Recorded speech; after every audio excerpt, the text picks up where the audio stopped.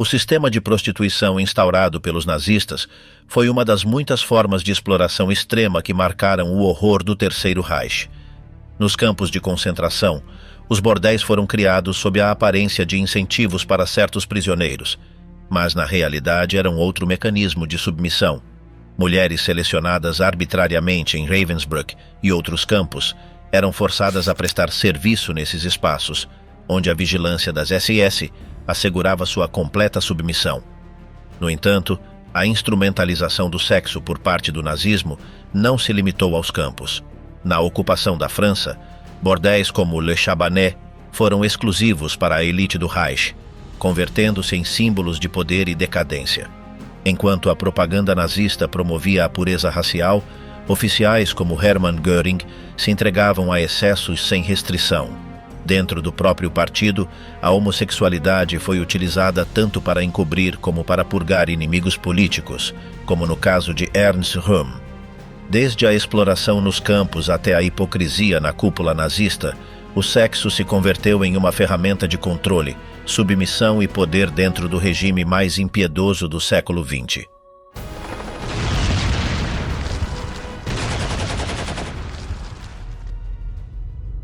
Bordéis nos campos de concentração. A mentira que custou milhares de vidas. O abuso sistemático e a servidão sexual dentro dos campos de concentração começaram em 1942 com a instauração de bordéis em Mauthausen e Gusen. As mulheres que foram forçadas a trabalhar ali provinham majoritariamente de Ravensbrück, um campo destinado a prisioneiras. Também foram selecionadas mulheres para outras instalações similares em Monowitz, Auschwitz e Mittelbau-Dora, utilizando diferentes métodos de recrutamento. Em Ravensbrück e Auschwitz, os oficiais nazistas identificavam aquelas destinadas a trabalhos extremamente exigentes, como a construção. Oferecia-se a elas uma suposta opção, uma transferência para os bordéis com a promessa enganosa de que após 6 meses obteriam a liberdade. No entanto, esse compromisso nunca se cumpria. Essa estratégia de persuasão era dirigida sobretudo a jovens alemãs catalogadas como indesejáveis e a mulheres que antes da guerra haviam se dedicado à prostituição. Sua escolha era limitada: aceitar uma oportunidade incerta de sobreviver ou enfrentar quase com certeza a morte. O testemunho de uma prisioneira polonesa em Auschwitz-Birkenau reflete o desespero por trás dessas decisões.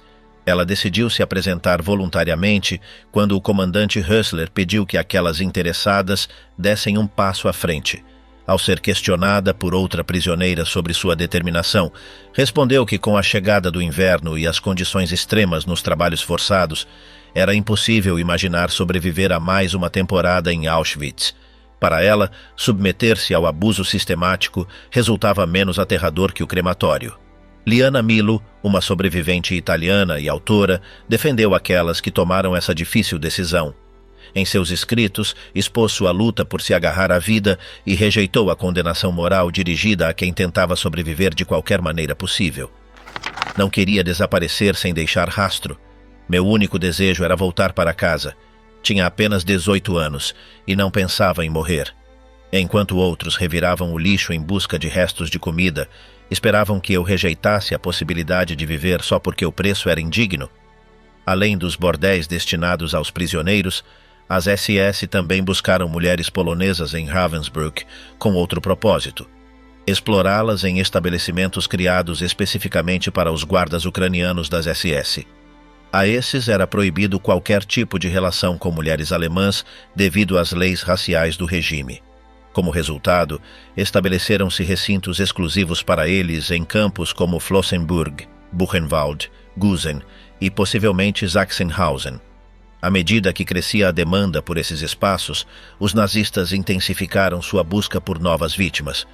Durante as formações diárias nos campos, os oficiais analisavam detidamente as prisioneiras e selecionavam aquelas que consideravam aptas para esse papel. Em 1943, por exemplo, em Ravensbrück, uma mulher alemã chamada Magdalena B. foi selecionada junto a outras prisioneiras para ser transferida a Buchenwald. Em vez de serem enviadas às suas tarefas habituais, foram levadas diante do comandante do campo, Max Kugel, e da supervisora principal, além do líder de Buchenwald, Hermann Pister. Ali, os funcionários escolheram quem queriam, registraram seus números de prisioneira e as levaram à enfermaria. Uma vez ali, foram obrigadas a se despir diante dos oficiais nazistas e submetidas à administração de substâncias químicas. Após um período de isolamento, receberam roupas civis e foram transportadas a Weimar em trens convencionais, para depois serem transferidas em caminhões militares a seu destino final, o campo de concentração de Buchenwald. O líder nazista homossexual, traição, purga e morte na noite das facas longas. A retórica nazista costumava diferir notavelmente de suas ações, e sua postura frente à homossexualidade não foi exceção. Isso se evidenciava especialmente na cúpula do regime, cujos membros gozavam de uma liberdade considerável para incorrer em condutas oficialmente censuradas sem enfrentar as mesmas consequências que o cidadão comum. Um caso emblemático é o de Ernst Röhm, líder das SA e figura-chave na consolidação do movimento nazista. Sob seu comando, as SA operavam como um grupo paramilitar dedicado a perseguir aqueles que não se alinhavam com a ideologia do partido. Intelectuais e operários acusados de comunismo, pessoas de origem judaica de diferentes estratos sociais e aqueles suspeitos de homossexualidade eram alvo dessa organização. Esperava-se que seus integrantes encarnassem os ideais de masculinidade promovidos pelo regime: valentia, força física, lealdade absoluta, temeridade e disposição para sacrificar tudo pela causa nazista. No entanto, existia uma contradição dentro das SA. Seu dirigente máximo, Ernst Röhm, não ocultava sua homossexualidade. Numerosos documentos indicam que Hitler tinha conhecimento disso, mas decidiu ignorar ou simplesmente não dar importância. Em 1931, um jornal de ideologia esquerdista expôs publicamente que Röhm, o imponente líder da violenta organização, mantinha relações com outros homens. Apesar da controvérsia, isso não afetou seu vínculo com Hitler. Quando Hitler finalmente teve provas conclusivas sobre a homossexualidade de Röhm, minimizou o assunto. Em 1932, surgiu a acusação de que o chefe das SSA havia tentado seduzir um membro próximo ao Führer. Diante dessa situação, o líder nazista atribuiu a orientação de Röhm a uma afecção temporária contraída durante sua estadia nos trópicos, particularmente na etapa em que organizou as forças militares da Bolívia. Nesse contexto, Hitler quase justificou seu comportamento ao afirmar que a vida privada do comandante das SA não era um assunto relevante para o interesse público. No entanto, a situação mudou quando as SA aumentaram sua influência e começaram a gerar conflitos com as SS e até mesmo com o próprio projeto de Hitler. Enquanto Himmler assegurava que a queda de Röhm se devia à sua homossexualidade, a realidade era que sua organização paramilitar havia se tornado um obstáculo dentro do frágil equilíbrio de poder do regime nazista. As SA contavam com o respaldo de homens comuns, em sua maioria heterossexuais de meia-idade, que queriam fazer parte da transformação da Alemanha e estavam dispostos a arriscar tudo. De certa forma, representavam um setor radical dentro do movimento, algo que, com a progressiva burocratização do Estado e sua fusão com o partido, tornou-se inaceitável. A eliminação dessa facção tornou-se inevitável, e a orientação sexual de Röhm serviu como uma desculpa perfeita para seus adversários. Por esse motivo, Himmler ordenou às SS e à Gestapo, a polícia secreta, executar uma violenta purga dentro do partido.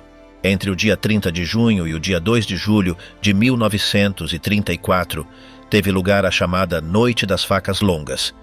Röhm foi assassinado junto com outros dirigentes, e calcula-se que até 150 pessoas morreram, enquanto centenas mais foram presas e submetidas à tortura.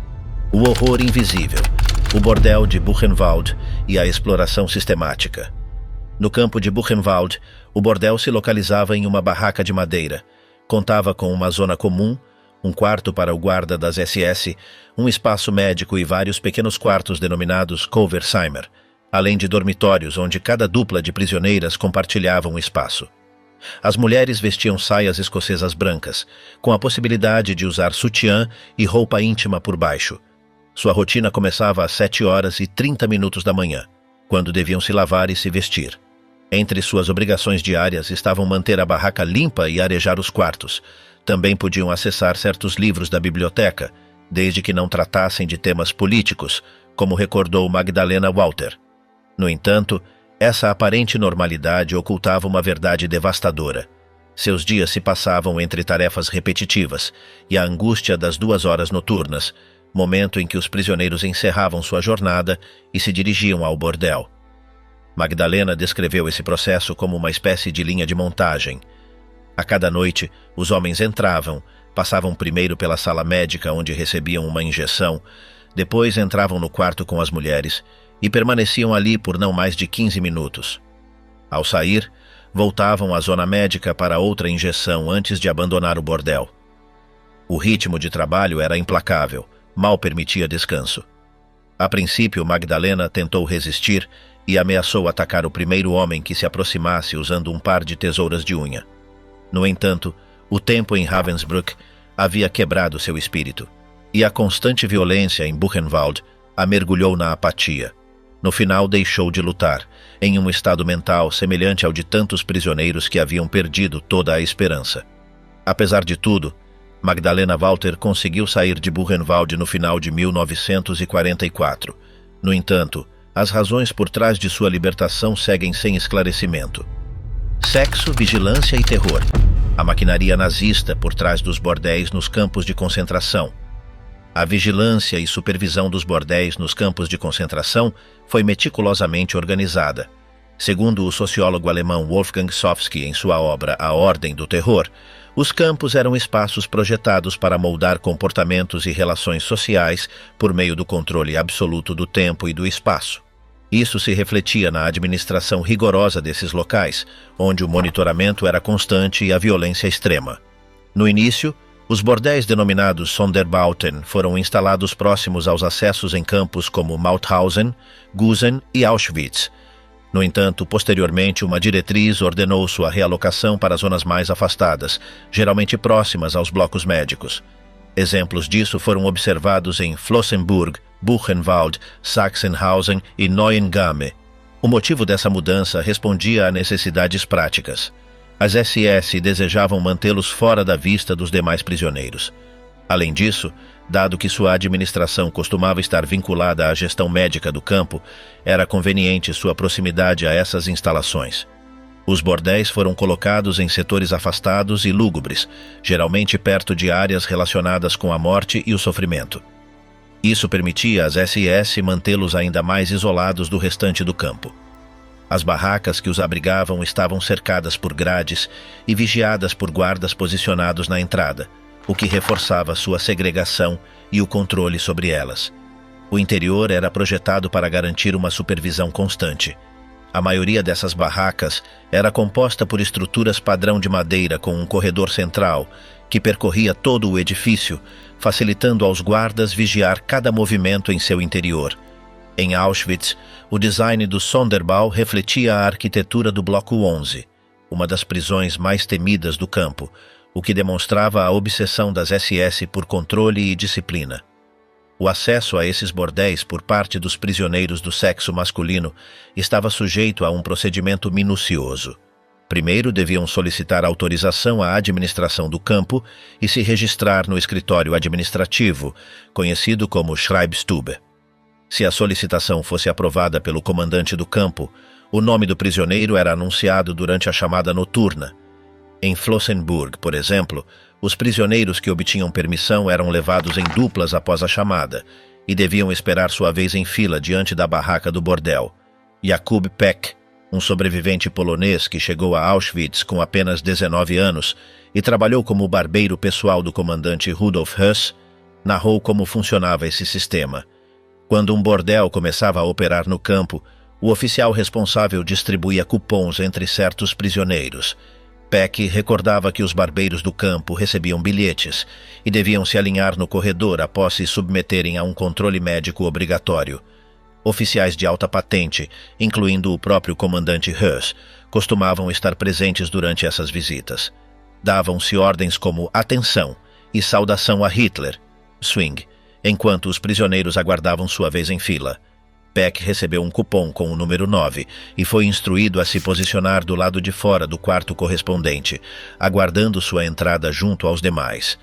O tempo permitido para cada prisioneiro do sexo masculino dentro do bordel era extremamente restrito. Normalmente concediam-se apenas 15 minutos. Apenas o coito convencional na posição missionária era autorizado e era estritamente proibido entrar na cama calçado. Para assegurar o cumprimento dessas regras, os guardas das SS observavam as atividades por meio de pequenas aberturas nas portas. Quando o tempo atribuído se esgotava, um sino soava como sinal de saída. Se um prisioneiro demorasse a se retirar, um guarda entrava e o obrigava a sair, muitas vezes aplicando força física. Antes de abandonar o Sonderbau, cada prisioneiro devia se apresentar na enfermaria do campo para receber uma injeção profilática. Apesar das normas rigorosas impostas, o controle não era absoluto. Algumas mulheres encontravam formas de desafiar as regras, como bloquear a visão dos guardas cobrindo as miras com fita adesiva. Ocasionalmente, estabeleciam vínculos com prisioneiros em melhores condições dentro do campo, forjando alianças que lhes proporcionavam certa proteção.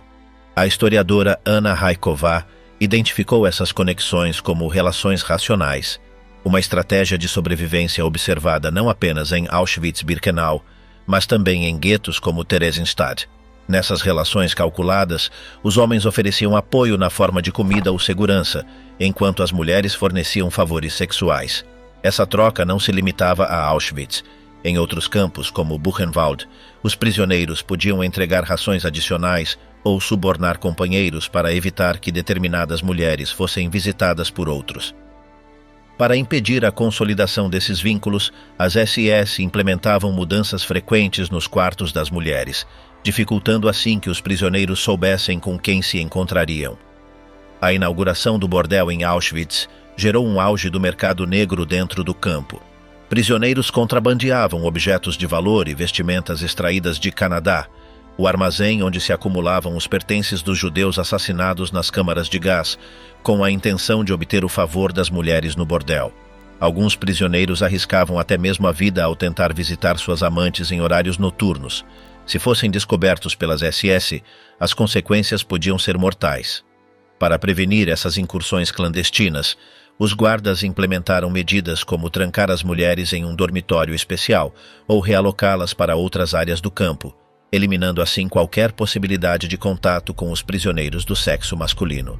O bordel de Auschwitz, o macabro experimento de Rudolf Höss. É difícil conceber que o instinto sexual pudesse se manter em condições extremas, em um ambiente dominado pelo medo, pela falta de alimento e pelo perigo constante de morrer. No entanto, os relatos daqueles que sobreviveram mostram uma realidade mais complexa. Jack Terry, que conseguiu sair com vida do campo de Flossenbürg, destacou que a necessidade de se alimentar e o impulso por manter-se vivo superavam qualquer outra necessidade. De forma semelhante, o psicólogo Viktor Frankl, prisioneiro em Auschwitz, escreveu após sua libertação que seu desejo sexual ficou praticamente suprimido, explicando essa sensação com uma metáfora. A fome absorveu qualquer outro instinto básico, o que ele descreveu como uma forma de masturbação estomacal. No entanto, essas perspectivas não refletem a totalidade das experiências dentro dos campos. Em 1971, o psiquiatra alemão Paul Matusek publicou um estudo onde afirmava que a ausência de desejo sexual, como a que Frankl descreveu, não era um fenômeno universal. Um dos sobreviventes entrevistados assegurou que, apesar do estado de inanição, ansiava intensamente por atividade sexual e que vários prisioneiros em Dachau tinham sonhos eróticos e recorriam à autossatisfação. Esse mesmo testemunho confessou que, em segredo, desejava ir ao bordel do campo. Por sua vez, Ernst Federn, que suportou o encarceramento em Buchenwald e mais tarde se tornou psicólogo, assegurou que a sexualidade seguia desempenhando um papel importante para certos prisioneiros. Segundo ele, para alguns internos o desejo e a intimidade não desapareceram, mas fizeram parte de sua vivência nos campos. Embora esses relatos possam parecer contraditórios, tornam-se compreensíveis ao se analisar as diferenças nas condições dos prisioneiros. As circunstâncias de sobrevivência em Dachau e Buchenwald eram menos severas em comparação com os horrores de Auschwitz-Birkenau, Mauthausen ou Majdanek. Wolfgang Sofsky descreveu os campos de concentração como cenários de extrema desigualdade. Enquanto muitos cativos viviam na miséria mais absoluta, outros, devido à sua posição dentro do sistema, podiam acessar melhores condições. A estratégia de autogestão imposta pelas SS estabelecia que certos prisioneiros recebessem pequenas cotas de poder para colaborar na administração do campo, em sua maioria selecionados segundo as ideologias raciais e políticas nazistas. Essa estrutura hierárquica tinha um impacto direto nas possibilidades de sobrevivência. Desde o instante em que uma pessoa chegava a um campo, perdia por completo sua identidade. Seus nomes eram substituídos por números e, a partir daquele momento, iniciava-se um processo de desumanização tanto física quanto psicológica. Um dos aspectos mais cruéis desse sistema era a eliminação de qualquer expressão de gênero. Raspava-se todo o pelo corporal e confiscavam-se os pertences pessoais, marcando o início de uma transformação forçada. A prolongada privação de alimento tinha efeitos devastadores no organismo. As mulheres deixavam de menstruar e o corpo, enfraquecido até o extremo, reduzia-se a uma simples reserva de energia em constante diminuição. Samuel Pizar relatou que em Auschwitz-Birkenau, homens e mulheres se cruzavam sem sentir o menor interesse sexual. Para a maioria, a vergonha e o desejo foram substituídos por um instinto de sobrevivência que anulou qualquer outra emoção. Um dos elementos fundamentais do horror que os prisioneiros padeceram foi a perda de sua identidade sexual, afetando ambos os gêneros, embora com um impacto maior nas mulheres, segundo os testemunhos de algumas sobreviventes. Esse processo não foi um simples efeito colateral da vida nos campos, mas sim uma tática premeditada utilizada pelos nazistas para subjugar e despojar de humanidade os reclusos.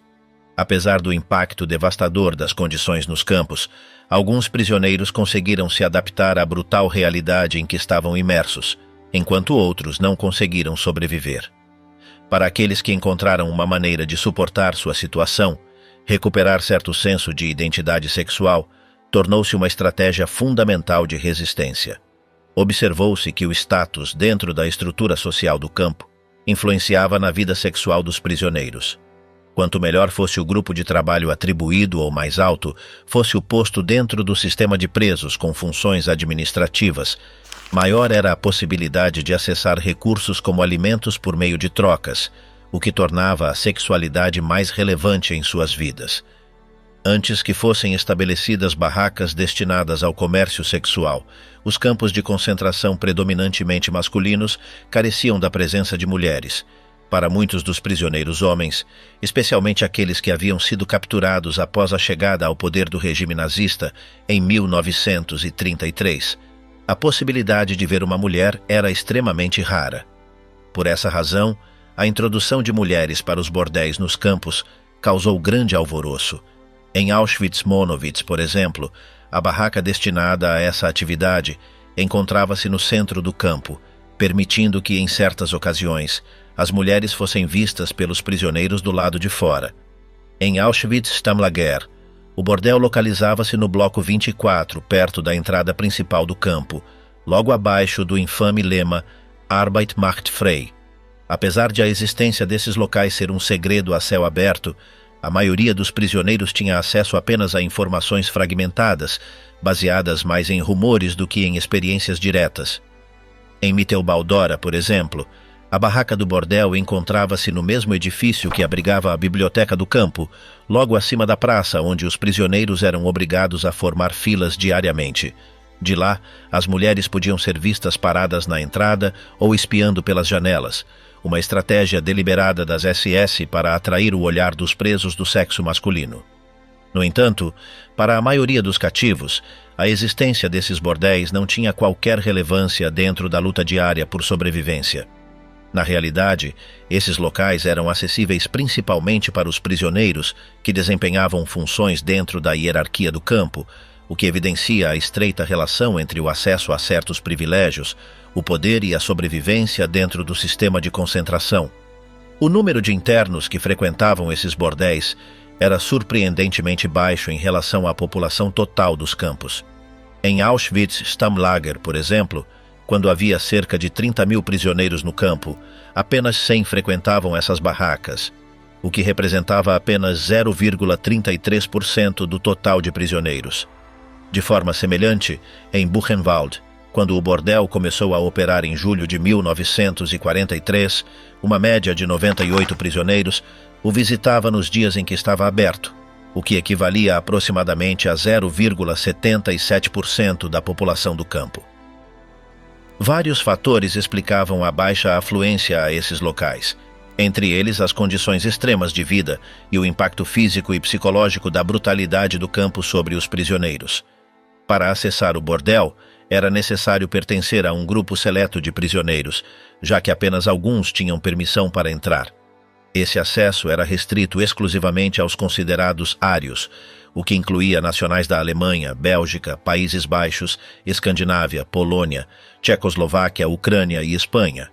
Em contraste, os judeus e os prisioneiros de guerra soviéticos estavam totalmente vetados, pois o propósito de sua reclusão era o extermínio. Além da classificação racial, outro requisito essencial era possuir os cupons de bonificação necessários para pagar a entrada. No entanto, esses vales não eram distribuídos com regularidade, de modo que aqueles interessados em consegui-los deviam recorrer ao mercado negro ou ter conexões com quem controlava sua distribuição. Por fim, não bastava cumprir os requisitos administrativos. Também era imprescindível contar com o estado físico e a disposição emocional para comparecer, o que reduzia ainda mais o número de prisioneiros que podiam aproveitar essa possibilidade. Os bordéis de Himmler, sexo nazista. As pessoas que frequentavam o bordel costumavam ocupar os postos mais altos na hierarquia dos prisioneiros. Entre eles se incluíam supervisores dos blocos, chefes de comandos de trabalho, prisioneiros idosos com certa autoridade e aqueles designados a destacamentos com benefícios, como a polícia interna do campo, brigadas de bombeiros, pessoal da cozinha, barbeiros, trabalhadores da área sanitária e responsáveis pelo açougue. Os testemunhos, assim como o livro de registro de visitantes do bordel do Bloco TR em Mauthausen, permitiram conhecer mais detalhes sobre a posição social de quem frequentava o local e a periodicidade de suas visitas. Em termos gerais, podiam ser divididos em 3 categorias: os que assistiam regularmente, aqueles que o faziam em poucas ocasiões ou apenas uma vez, e os que eram levados à força pelas SS. O grupo de visitantes assíduos era bastante reduzido e era formado, em sua maioria, por prisioneiros com um alto escalão dentro da organização interna do campo, conhecidos como a aristocracia do lugar. O registro detalhado do bordel do Bloco 3 em Mauthausen fornece nomes, números de prisioneiro e datas de frequência, abrangendo de junho a dezembro de 1942. Dos 90 prisioneiros que aparecem na lista, 57 tiveram acesso a esse local. Se for analisada com mais detalhe a quantidade de vezes que frequentavam, observa-se que apenas 19 deles eram clientes habituais, alguns chegando a ir até 2 vezes em uma mesma semana. Outros documentos do campo, como as listas de prisioneiros com permissão para portar relógios ou os registros individuais dos internos, ajudam a identificar os papéis e a posição desses visitantes dentro da estrutura do campo. Entre eles estavam os chefes de destacamentos na pedreira, na oficina mecânica das SS ou na área de desinfecção. Havia também aqueles que desempenhavam funções administrativas ou de serviço, como cozinheiros, responsáveis pela limpeza nos escritórios do comandante, trabalhadores do correio do campo ou escriturários nos blocos. Essas ocupações, além de serem fisicamente menos exigentes, ofereciam acesso a alimentos e bens cobiçados, o que as tornava posições altamente desejadas. Naquele momento, o sistema de vales de bonificação ainda não estava implementado, portanto o acesso ao bordel exigia a negociação de pagamento por outras formas, fosse por meio da troca de bens ou outros mecanismos dentro da economia clandestina do campo. Essas interações refletem como se organizavam as dinâmicas sociais e as estratégias de sobrevivência dentro do sistema penitenciário. Os prisioneiros com maior influência, conhecidos como notáveis do campo, dispunham de privilégios impensáveis para a maioria dos internos. Tinham dinheiro e objetos de valor que eram proibidos para os outros, possuíam mais de um par de sapatos quando a maioria contava apenas com um e participavam de atividades recreativas que incluíam jogos de cartas com apostas elevadas eventos esportivos e até mesmo saraus musicais aos finais de semana. Esses benefícios também se refletiam em suas vidas privadas. Embora a homossexualidade fosse proibida nos campos, alguns dos prisioneiros de maior escalão mantinham relações com jovens ou adolescentes. Para a Lager Prominence, a sexualidade não representava apenas um aspecto de seu estilo de vida privilegiado, mas também uma manifestação de domínio e prestígio. Sua indiferença diante da miséria alheia ficava evidente tanto na forma como desperdiçavam alimentos diante de prisioneiros famélicos, quanto em sua ostentação de vigor sexual. Outro grupo numeroso de visitantes dos bordéis era formado por prisioneiros com um status intermediário dentro do campo. Ao contrário dos de maior escalão, a maioria desses homens comparecia ocasionalmente ou apenas uma vez, movidos por razões distintas. Para eles, a motivação não era o excesso, mas a tentativa de recuperar uma parte de sua identidade e virilidade em um ambiente que constantemente os desumanizava. Em 1973, os pesquisadores poloneses Giza e Morał publicaram um estudo baseado em pesquisas realizadas entre 1964 e 1962, onde analisaram a vida sexual dos internos em Auschwitz. Concluíram que os prisioneiros do sexo masculino raramente se masturbavam, com uma frequência aproximada de uma vez a cada 2 ou 3 meses. Mais do que um ato de prazer, tratava-se de uma forma de reafirmar sua existência e força. De maneira semelhante, muitos homens viam nos bordéis uma oportunidade de comprovar se ainda eram capazes de sentir algo, se sua identidade masculina permanecia intacta após todo o sofrimento padecido. Para alguns dos jovens que chegaram aos campos sem ter tido experiências sexuais prévias, a possibilidade de não sobreviver os levava a buscar ao menos um encontro íntimo antes de morrer. Johann F.B., um prisioneiro de Auschwitz que trabalhava como tradutor para a Gestapo, recebeu um vale de bonificação de um amigo que trabalhava no grupo de açougueiros. Seu companheiro o incentivou a visitar o bordel, insistindo que ele nunca havia estado com uma mulher. Johann aceitou, mas uma vez dentro, decidiu apenas conversar com a mulher, em vez de se envolver fisicamente. Os bordéis dentro dos campos refletiam as mesmas dinâmicas de controle, poder e desumanização que regiam a vida dos prisioneiros. Um caso que ilustra essa realidade é o de um jovem tcheco de 18 anos que chegou a Mauthausen. Sua única chance de sobreviver foi depender da proteção de um prisioneiro de maior escalão, em troca da qual deveria ceder a favores sexuais. Confuso quanto ao que isso significava para sua identidade, decidiu ir ao bordel para esclarecer seus sentimentos. No entanto, assim como outros em sua situação, uma vez dentro, foi incapaz de realizar qualquer ato sexual. Os relatos de vítimas obrigadas a exercer a prostituição nos bordéis dos campos de concentração revelam que a disfunção sexual era frequente entre os prisioneiros. Diversos fatores explicavam essa situação: o extremo desgaste da saúde física, o ambiente opressivo e cruel que anulava qualquer impulso natural e a ausência prolongada de contato com mulheres. Para muitos, ir ao esbau não significava interesse em manter relações sexuais, mas a busca por interação humana. Frequentemente, os internos iam apenas com a intenção de conversar com uma mulher, desejando um mínimo de proximidade e normalidade em um ambiente onde esse tipo de contato era quase inexistente. Um terceiro grupo de prisioneiros que frequentava esses bordéis o fazia contra a própria vontade, sendo enviados pelas SS. Em algumas ocasiões, os nazistas usavam esses encontros como uma forma de recompensar determinados internos, mesmo que estes não quisessem participar. No entanto, recusar o convite podia trazer represálias. Um dos casos documentados é o de Mikhail Zak, que foi prisioneiro em Monowitz. Ele relatou como um oficial do campo decidiu recompensar um trabalhador poliglota que dominava o alemão e colaborava com a IG Farben. Esse homem, um preso político de idade avançada, não tinha intenção de ir ao bordel, mas não teve escolha. Outro episódio de visitas impostas envolveu Erich Heske, Lagerelteste de Buchenwald e figura-chave na estrutura comercial do campo. Oficiais nazistas o forçaram a inaugurar o bordel como símbolo de sua posição dentro da hierarquia interna dos prisioneiros.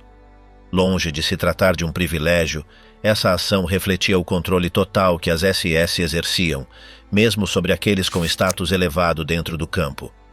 Qualquer concessão estava sujeita à vontade dos oficiais nazistas, reafirmando assim seu domínio absoluto. Um testemunho particularmente impactante vem de Jean Michel, sobrevivente do campo de Melbourne. Em sua autobiografia, relata a experiência de seu companheiro Dear, que passou por uma situação traumática após uma jornada exaustiva nos túneis de Contain, onde se fabricavam armamentos. Michel descreve o ocorrido em detalhes. Depois de 12 horas de trabalho extenuante, Dear e sua equipe retornavam ao campo em estado de exaustão extrema. De maneira imprevista, os SS os interceptaram e os conduziram a um barracão transformado em bordel. Desorientados e com a única aspiração de dormir, os homens ficaram em choque ao receber a ordem. Sem outra alternativa, alinharam-se em frente à construção, cada um colocado diante de uma porta fechada. Foi-lhes ordenado que baixassem as calças enquanto, do outro lado, as mulheres esperavam, presas na mesma situação aterradora. Após essa primeira instrução, foi emitida uma segunda ordem. Deveriam entrar. Assim o fizeram, com as calças a meio caminho e completamente desprovidos de desejo. A cena era comparável à apatia de um idoso doente, incapaz de experimentar qualquer interesse. Um deles se encontrou diante de uma mulher, sentindo a vergonha e o desconcerto tomarem conta ainda mais de si. Michel descreve como Dear, entre a humilhação e o absurdo da situação, fez uma observação irônica sobre a reputação dos franceses no âmbito sexual, dando a entender como esses encontros forçados desmentiam antigos estereótipos. Hitler e o sexo. Os rumores sobre a intimidade do Führer. A vida sexual de Hitler tem sido objeto de especulação constante por parte dos historiadores, mais do que no caso de outros ditadores. Isso se deve principalmente ao mistério que a envolvia. Por exemplo, enquanto Stalin parece ter levado uma vida íntima sem sobressaltos e Mussolini era famoso por suas numerosas conquistas amorosas, a ponto de morrer ao lado de sua amante em vez de sua esposa, a faceta privada do Führer era muito mais enigmática. Durante anos cultivou uma dupla imagem. Por um lado, um homem atraente para as jovens e, por outro, alguém que vivia com total austeridade. Em janeiro de 1937, Reinhard Spitze, que assessorava o embaixador alemão em Londres, Joachim von Ribbentrop, acompanhou este último para uma reunião com Hitler. Como integrante das SA e das SS, Spitze sentia verdadeira devoção pelo líder alemão, o via como um ser quase mítico, uma figura intocável. Durante a conversa entre ambos, Spitze permaneceu imóvel enquanto o diálogo se estendia por horas. Em um momento inesperado, uma jovem de cabelo encaracolado irrompeu na sala e o interrompeu, cobrando que ele deveria ir imediatamente ao almoço com seus convidados. Spitze ficou paralisado, incapaz de assimilar que alguém se dirigisse daquela forma ao Führer. Pouco depois, o assistente pessoal de Hitler, Bruckner, o advertiu para não falar sobre o que havia presenciado, pois fazê-lo poderia custar-lhe a vida. Com certo tom compreensivo, explicou que, embora fosse o líder da Alemanha, também tinha direito a uma vida privada. Para Spitze, o impacto foi enorme. Sempre havia imaginado Hitler como alguém sem nenhum tipo de desejo carnal, um homem completamente entregue à sua missão política. Naquele dia, compreendeu que ele tinha uma relação sentimental, o que implicava que levava uma vida sexual ativa.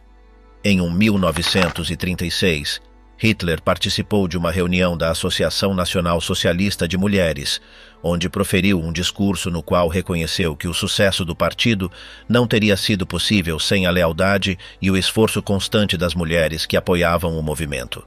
Declarou que aquelas que carregavam o nacional-socialismo na alma estavam ligadas a ele de maneira perpétua. Além disso, expressou que as crianças nascidas dessas mães justificavam seu trabalho e, com um tom inquietante, afirmou que esses pequenos não pertenciam apenas às suas mães, mas também a ele. Na realidade, Hitler estava propondo uma espécie de união simbólica com todas as mulheres, sobretudo com aquelas capazes de conceber filhos dentro do Reich. Esperava delas um compromisso total e lhes exigia fidelidade absoluta. Segundo sua perspectiva, as crianças faziam parte do Estado tanto quanto de suas próprias famílias.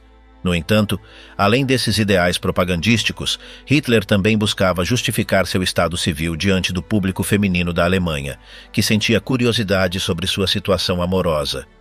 A explicação foi dada em uma reunião informal em janeiro de 1942, durante uma festa do chá em seu quartel na Prússia Oriental. Quando lhe perguntaram por que não tinha esposa, respondeu que seu papel como líder do Terceiro Reich não lhe deixava tempo para uma relação dessa natureza. Também mencionou que o problema de casar-se residia nas obrigações legais que isso implica, algo para o qual não tinha nem o interesse nem a disponibilidade. Considerava o matrimônio uma instituição obsoleta e preferia manter relações sentimentais sem vínculos formais. Acreditava que o ideal era desfrutar de uma companhia sem se ver preso a compromissos legais. Sua visão sobre o casamento explica por que, apesar dos inúmeros pedidos de Eva Braun para formalizar a relação, ele nunca cedeu. Para ele, uma esposa representava uma possível fraqueza. Eva, que se encaixava em seu conceito de feminilidade ideal com seu cabelo claro, sua afeição pelo esporte e seu caráter influenciável, não era o motivo de sua recusa. Simplesmente, Hitler não via o casamento como algo necessário em sua vida. Em 1932, Eva, desesperada pela indiferença de Hitler e por suas constantes ausências, tomou uma decisão drástica. Deixou algumas linhas escritas apressadamente e, com uma arma na mão, tentou atirar em si mesma. No entanto, não conseguiu seu intento. Anos mais tarde, quando as forças soviéticas avançavam rapidamente sobre Berlim e a derrota era iminente, Hitler, Eva e os altos comandantes nazistas se refugiaram em complexos subterrâneos.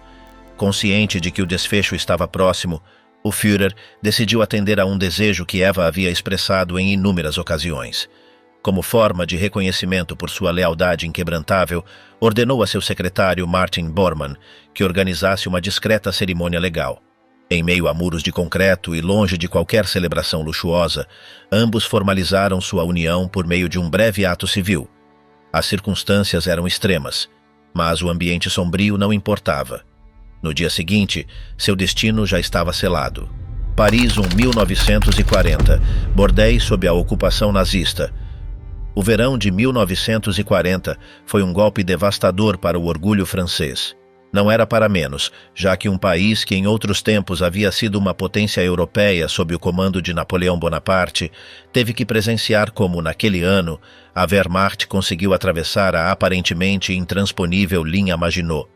Os alemães, entre brincadeiras e pratos de chucrute, avançaram com seus tanques até as ruas de Paris e se detiveram diante da icônica Torre Eiffel.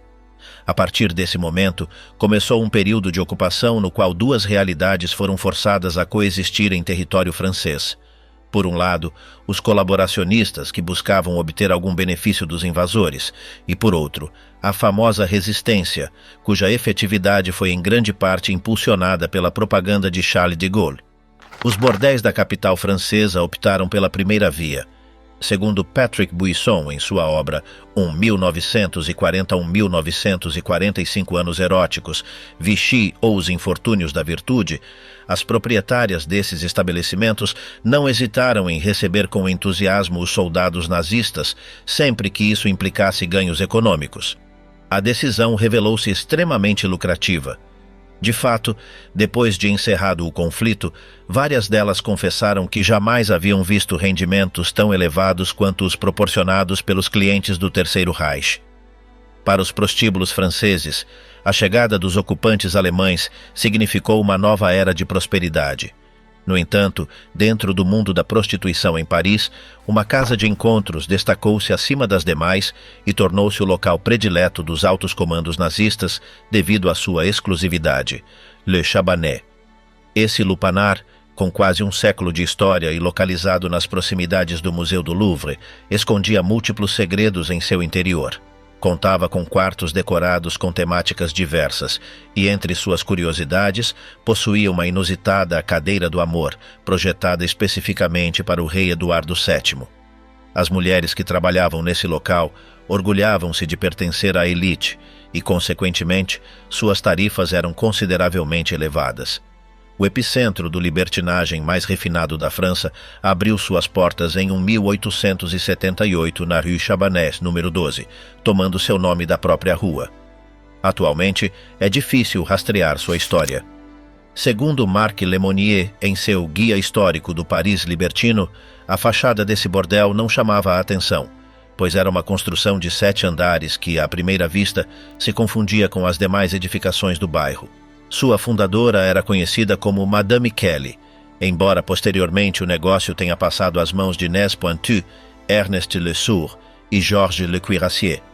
Embora seu aspecto exterior não fosse particularmente chamativo, a fama desse bordel cresceu rapidamente, atraindo a sociedade parisiense graças à sua reputação de ser um estabelecimento cosmopolita. Uma placa na entrada anunciava seu lema: "Um lugar para todas as nações". No entanto, essa frase não se referia à procedência das trabalhadoras, mas sim à ambientação de seus quartos, que transportavam os clientes a cenários exóticos. Entre os mais lembrados pelos estudiosos estavam o indiano, o inspirado na cultura mourisca, outro com decorações de Pompeia e, inclusive, um com motivos medievais. Na Exposição Universal de Paris de 1900, o quarto de estilo japonês recebeu um prêmio, o que contribuiu ainda mais para a reputação do estabelecimento. O exclusivo bordel Le Chabanais contava com cerca de 20 quartos, construídos com um orçamento elevado. Seu maior atrativo era o esbanjamento de luxo. Um claro exemplo é que o artista Charles Tochet, especialista em afrescos, passou um ano inteiro embelezando seu interior. Estâncias, como a de estilo Luís XVI, foram idealizadas por renomados designers e decoradas com materiais de grande qualidade. Mas essa sofisticação tinha um custo elevado, tanto que na Segunda Guerra Mundial, um único encontro equivalia ao salário semanal de um oficial de alto escalão. Em termos de funcionamento, Le Chabanais contava em seus primeiros tempos com cerca de 22 mulheres escolhidas minuciosamente pela administração. No entanto, a quantidade aumentou rapidamente até 36 com a Exposição Universal celebrada em Paris em 1878. Todas compartilhavam as poucas camas disponíveis, em muitos casos dormindo de 2 em 2. Embora em 1883 um relatório da prefeitura tenha criticado essa prática, a popularidade do bordel era tão grande que as autoridades preferiram ignorar o tema a gerar conflitos com seus proprietários. O peso que esse estabelecimento tinha ficou evidente quando suas trabalhadoras começaram a distribuir publicidade pelas ruas de Paris para promover o negócio, apesar de que desde 1880 a legislação proibia esse tipo de anúncio por considerá-lo inadequado, mas a realidade era que àquela altura o lugar não precisava de promoção, pois sua fama já havia se espalhado por todo o território francês. A historiadora Brigitte Rochelander menciona em sua obra Les Maisons Closes autrefois que sua notoriedade era tão grande que outros bordéis adotaram o mesmo nome como estratégia publicitária. Em várias cidades como Calais, Lille, Marsella, Nancy, Toulon e Fréjus, surgiram estabelecimentos chamados Chabanais. No entanto, o autêntico e original sempre esteve em Paris. O refinamento de suas instalações não apenas elevou o custo dos serviços, mas também transformou Le Chabanais em um ponto de encontro da aristocracia. Segundo o testemunho de Lemonnier, era comum que figuras influentes e até membros da realeza reservassem tempo em sua agenda para frequentar o bordel. Para manter a discrição, as visitas eram registradas com a frase "reunião com o presidente do Senado". Não se tratava apenas de encontros íntimos, mas o local oferecia um ambiente de entretenimento com bebidas, música e jogos de apostas. Com o tempo, o bordel recebeu a visita de diversas personalidades do mundo da arte e da política.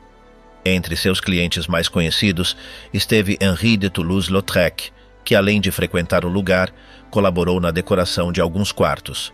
Também o escritor Guy de Maupassant, que chegou a construir uma sala com temática mourisca em sua casa para recordar o ambiente do bordel. Outras celebridades como a atriz Mae West e o icônico Cary Grant também passaram por suas instalações. A exclusividade do lugar era tão reconhecida que agências de turismo de luxo o ofereciam como uma experiência exclusiva para seus clientes mais distintos. Assim explicou Nicole Canet, colecionadora de objetos do estabelecimento, em uma entrevista para The Telegraph.